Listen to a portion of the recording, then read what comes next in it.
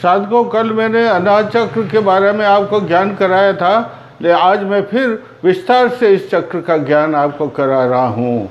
जो आदमी, जो साधक माँ का ध्यान करता है तो माँ उसके ऊपर परम प्रसन्न हो जाती है और अपना करुणा का, ममता का जो है उसके ऊपर ममता उड़ेल देती है। उससे अपने आप ये जो है अनाहत चक्र सिद्ध हो जाता है।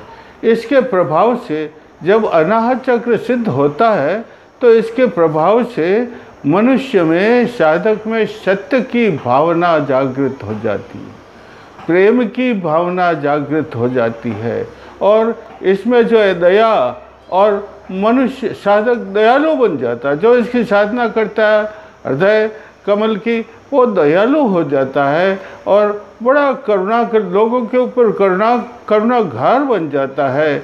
और सबसे बड़ी बात तो यह है कि वह अहिंसक बन जाता। अहिंसक का मतलब है थोड़ी हिंसा मारना भी नहीं होता, लेकिन ये नहीं, क्रोध करना ये भी अहिंसा में आता है, हिंसा में आता है। और अपशब्द कहना ये भी जो है हिंसा में आता है।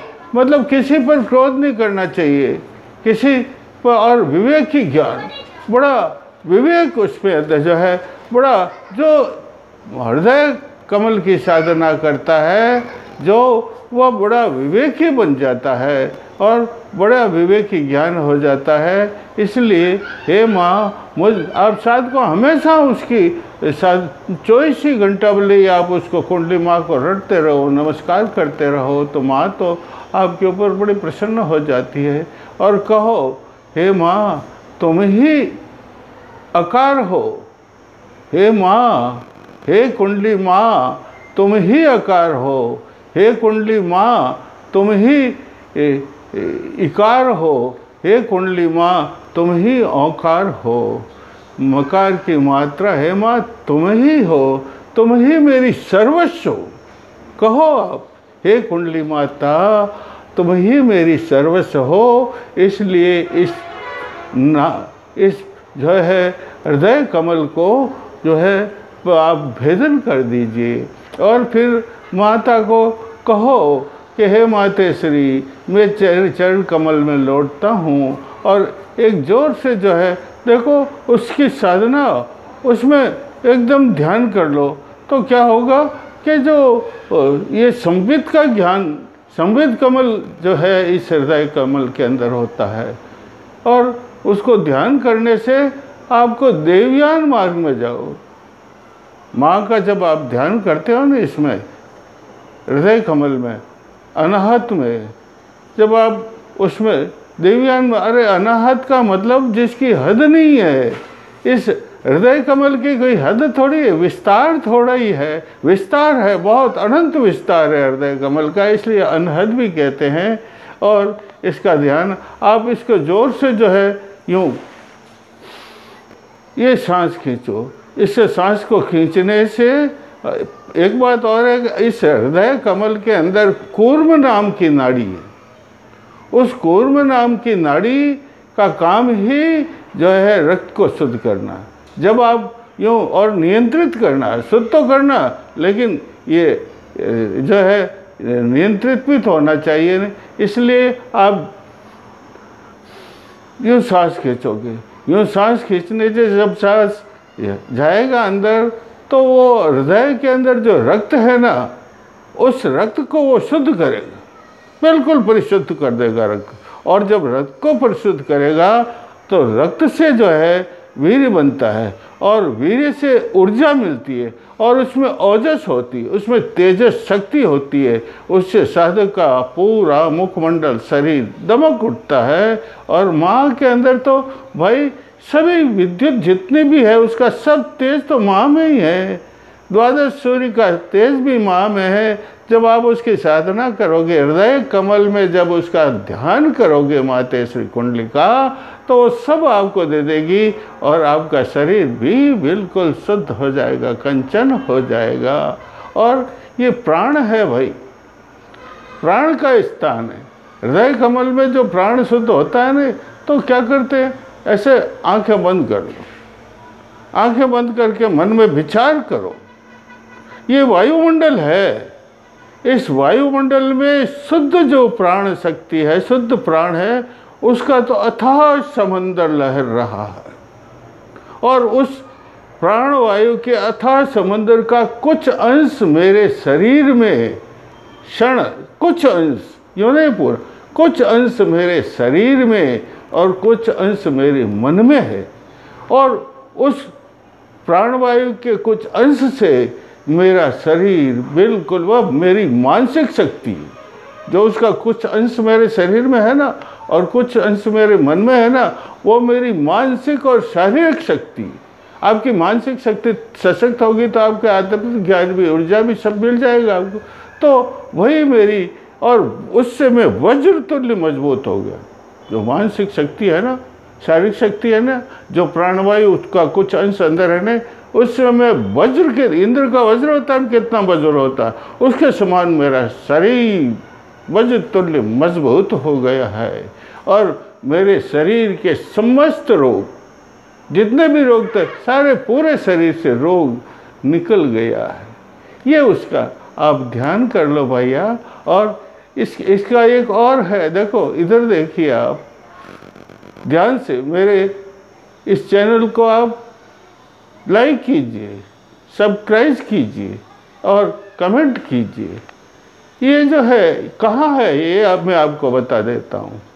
ये देखो, ये मेरा इन हड्डियों का नीचे वाम भाग, दक्षिण नहीं, दक्षिण भाग में हृदय नहीं है, वाम भाग में ये है ये। और इससे 3 अंगुल ऊपर ये हड्डी निकली हुई है ना, ये 3 अंगुल ऊपर यहाँ हृदय कमल है। और उस हृदय कमल में तो सब देवता विराजित, 33 करोड़ देवता भी उस हृदय कमल में विराजित हैं। आप माँ कुंडली को वहाँ पर ध्यान कीजिए तो कुंडली वहाँ पर सिद्ध हो जाएगी और आपके सब पाप नष्ट हो जाएंगे। जितने भी आपने पाप किए वह सब विनष्ट हो जाएंगे और आप भव सागर से पार हो जाएंगे। तो ये माँ कुंडली की इतनी महिमा है भाई। और ऐसा करो, ये हृदय कमल है, इस हृदय कमल की कर्णिका, कर्णिका किसे कहते हैं? कमल के बीचों बीच में जो गोल होता है ना, उसको कर्णिका कहते हैं। उस हृदय कमल की कर्णिका है, वो मणिमंडप मंजुल है और उसके अंदर माँ विराजित है कुंडली। उसका ध्यान करो तो ये शीघ्र ही सिद्ध हो जाती है। तो इस प्रकार हमेशा आप ध्यान करो माँ कुंडली का। एक बात और आपको बता देता, बहुत ज़रूरी, ये नीचे के 3 जो कुंज, ये पदम है ना, उनके ऊपर ज़्यादा जोर नहीं देना है आपको ज़्यादा। वो 2 साल में सिद्ध होते हैं। मूलाधार, स्वाधिष्ठान और मणिपुर 2 साल में, कोई 1-2 दिन में, 2-3 महीने में नहीं होते, 2 साल में सिद्ध होते।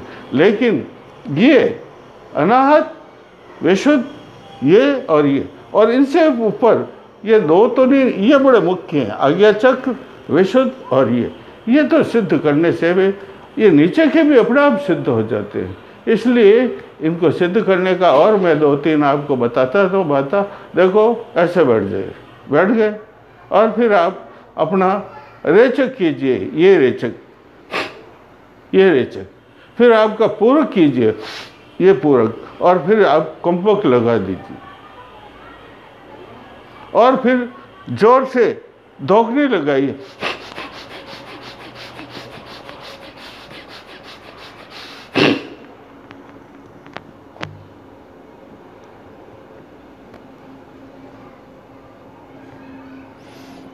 और ऐसा करने से यहाँ चट की आवाज़ होगी रीढ़ की हड्डी, जो मेरुदंड है ना, उसमें रीढ़ की हड्डी में ये जो है चिट की आवाज़ होगी, चिन आवाज़ होगी, थोड़ा दर्द भी होगा। ये जो है आपका हृदय कमल भेदन, 6 चक्रों में से ये चक्र है ना, ये हृदय कमल, ये आपका भेदन हो जाए। ये इसकी प्रक्रिया है और इसके कुछ मंत्र हैं, वो मैं आपको बता देता हूँ। मंत्रों को आपको बहुत शुद्ध हो जाइए, शरीर को शुद्ध करिए स्नान करके। वो जो है अंतर नाड़ियों के, मैंने कल आपको मंत्र बताए थे, उनसे आप अंतर नाड़ियों को शुद्ध कीजिए और फिर आप जो है ऐसे बैठ जाइए, ऐसे आसन लगा दीजिए सफ़ेद, मैंने कल बताया था। वो तांबे का, इसमें तांबे का पात्र भी चलेगा और अगरबत्ती धूप वगैरह सब कीजिए। और देखो एक मंत्र है, देखो देखो बढ़िया होता है ना, महाजन वो पहले दूसरी तीसरी चौथी कक्षा ही पढ़ता था, कक्को कोडरो खक्को खाजोलियो गगा गोरी माई, ऐसा इतना ही पढ़ा लिखा था। लेकिन वो जब उपराणी काम करता था तो अरबपति बन जाता था, करोड़पति बन जाता था, अनपढ़ था। ऐसे ही मेरी एक विद्या है, मैंने फिर बताना चाहिए लेकिन आज मेरी इच्छा हो गई, मैं बताऊँ आपको। ये जो है कुंडली को बड़े योगी जो हैं वो 2-3-1 मिनट में ऊपर चढ़ा देते हैं। तो आप ये अभ्यास करो। मंत्र मैं बता देता हूँ, हम, ये मंत्र है, सिर्फ हम। देखो अच्छी तरह से देखो, ध्यान से, हाथ पद्मासन बैठ जाइए। ये जो मुद्रा है इसकी मुद्रा ये है, देखो ये तर्जनी, ये अंगूठा, इन दोनों को मिला दीजिए और ये इसकी मुद्रा बन, इससे रक्त शुद्ध होता है। देखो मैं पद्मासन बैठ जाता हूँ, देखो देखो अच्छी तरह, हम हम हम हम हम हम हम हम हम हम हम हम हम हम हम हम हम माँ ऊपर चढ़, ठिठकियाँ आ जाए। और शीघ्र ही एक मंत्र है, अगर इसको शीघ्र नीचे नहीं उतारते हैं ना तो ये ऊपर फट जाती ये, इसलिए इसका नीचे उस चढ़ाने का मंत्र अलग है और नीचे उतारने का मंत्र एम रिम श्रीम। क्या है, ऊपर चढ़ा दिया हुम मंत्र से। अभ्यास करना आप, ये कोई 1-2 दिन में अभ्यास से तो नहीं होगा, 6 महीने लगेंगे। बिल्कुल सिद्ध, खड़े हो जाओ, फिर खड़े होकर के भी कर सकते हो, सिद्धासन में बैठ कर भी कर सकते हो। इसको हम देख लेना आप, पहले इतना अभ्यास हो जाता है अपना आप ध्यान। मैं कहता हूँ तुम्हारे विज्ञान के अंदर कोई ऐसे यंत्र हो तो देखो हमारे ऊपर चढ़ती है माँ कुंडली इस होम मंत्र से। और देखो यहाँ से हम शीघ्र ही बोलते हैं हेम रिम श्रीम, यहाँ चढ़ जाती है ना, फिर बोलते हैं एम रिम, षटचक्र भेदन कर देती है ना होम मंत्र से। मूलाधार में से ऊपर आई माँ, फिर वहाँ से स्वाधिष्ठान में आई माँ, फिर वहाँ से ये मणिपुर में आई माँ, और फिर यहाँ से देखो अनाहत में आई माँ, फिर यहाँ, फिर आ गया चक्र, ये शेष चक्र में आ गई। और 2 सेकंड ही ऊपर नहीं रखना है, अगर ज़्यादा रख दिया तो ये फट जाएगा। इसलिए शीघ्र ही बोलो एम रिम श्रीम, एम रिम श्रीम यहाँ आएगी, एम रिम श्रीम यहाँ आएगी, एम रिम श्रीम यहाँ आएगी, एम रिम श्रीम यहाँ आएगी, यहाँ आएगी। वापस मूलाधार में आकर के माँ विश्राम करती है, पूर्ण विश्राम करती है।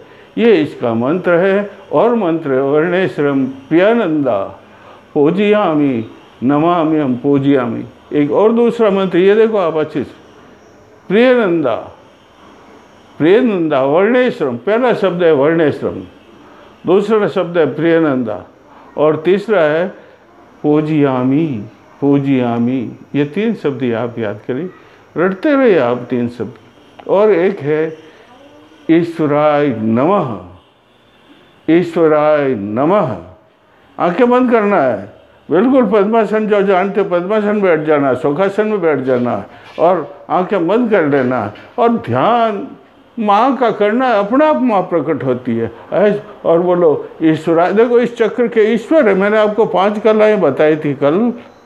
एक कला निवृत्ति कला, दूसरा प्रतिष्ठा कला, तीसरा विद्या कला, और चौथा जो है ये विद्या शांति कला, और 5वां शांति तीर्थ कला। तो शांति कला है ना, वो ईश्वर है, तो ईश्वर का ध्यान करते।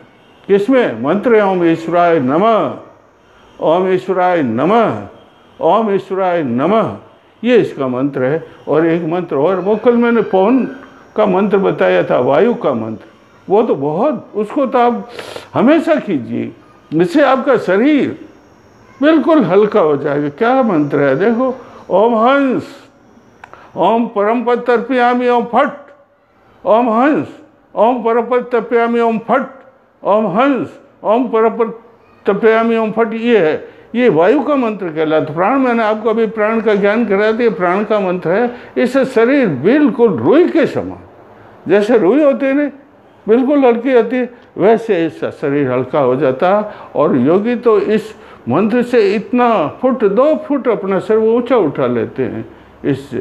तो ये मंत्र है। और एक और मंत्र है, देखो इससे गर्मी बढ़ती है ना, चित्त मैं थोड़ा भूल गया, स्मरण करके आपको बताता हूँ। देखो इसमें मनश्चक्र भी है इसके पास में, हृदय चक्र के पास में मनश्चक्र है। मनश्चक्र 3 भाग हो, 3 प्रकार का मन होता है, एक चेतन, अचेतन और अतिचेतन, और एक चिति का भी याद रखना। चित्त की प्रवृत्तियाँ मैंने बताई थी, ये 3 चीज़ें इसके, मन चित्त ये भी है।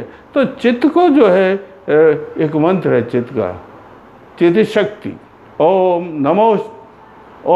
नमः चिति शक्ति, ओम नमः चिति शक्ति, महाचिति शक्ति,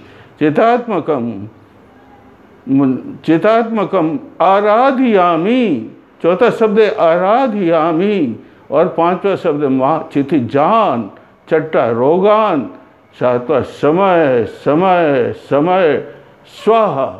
फिर बोलना ठ ठ ठ, 3 बार ठ ठ ठ स्वाहा, और एक बार फिर बोलना ठ ठ ठ स्वाहा।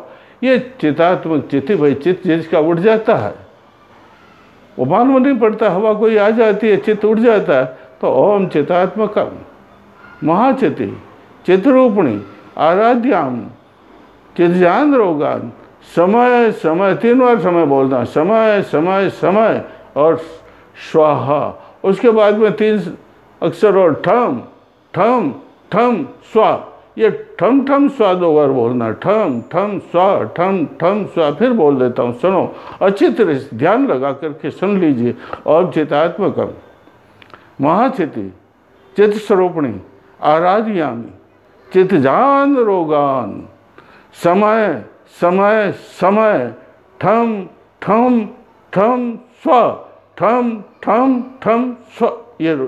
ये मंत्र है भाई, इसको याद करना ताकि आप चित्त जो आप चित्त स्थिर हो, मन अगर स्थिर हो, मन अगर शुद्ध होगा तो आपका सब काम तो प्रश्न हो जाए। आपका मन अगर शुद्ध होगा, आपकी चित्तवृत्तियाँ का निरोध होगा तो माँ तो अपना आप प्रसन्न होगी और माँ तो अपना आप आगे बढ़ेगी, षटचक्र का भेदन कर देगी। अनाहत चक्र का भेदन करके आगे कहाँ जाएगी माँ? देखो ब्रह्म सुरंग है, उस ब्रह्म सुरंग जिसे राजपथ कहते हैं, राजयोग पथ कहते हैं, जिसको हम ब्रह्म सुरंग कहते हैं, तो माँ फिर अनाहत चक्र से ब्रह्म सुरंग में होती हुई ये विशुद्ध चक्र में चली।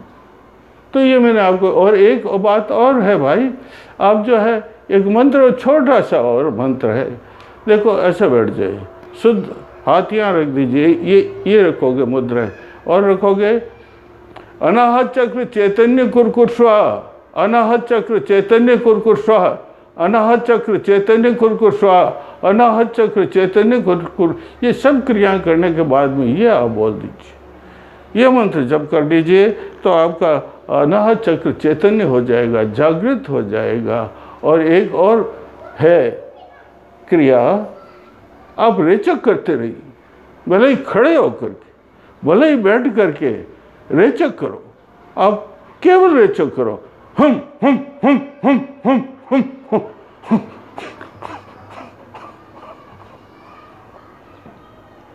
इससे भी आपका जो है ये अनाहत चक्र है वो भेदन हो जाए। एक और क्रिया है, आप आंखें बंद कर दीजिए, आंखें बंद करके श्वास को खींचिए, अंदर खींचिए, और जब श्वास अंदर जाएगा नहीं तो आप ध्यान करेंगे नहीं तो आपको अंतर्दर्शन होगा। ये शरीर तो बाहर ही है भैया, और आपको अंतर में जो दर्शन है वो नाड़ी है वो होगा। आपको जरेचक करते रहिए, आप जो है खींचिए और फिर बाहर निकाल दीजिए, वो ध्यान करना, उसमें कुछ नहीं करना, आपको बैठ गए ऐसे खींच लिया सांस, पूर्व कहते हैं, पूर्व कर लिया, और उसके बाद अंतर में ध्यान दीजिए, अंतर शरीर में देखो। और फिर मन में ये भी विचार कर सकते हो कि अंतर में प्राण, ये तो भौतिक प्राणवायु आप जो बाहर से खींचते हैं ना, ये भौतिक प्राणवायु भाई। और भौतिक प्राणवायु जितनी आप अंदर लगो चंचलता होती है, लेकिन जब आप सिद्ध हो जाए ऐसे बैठ करके जब ये ध्यान करोगे कि मैं अंतर में दर्शन हो जाए माँ मेरे अंतर,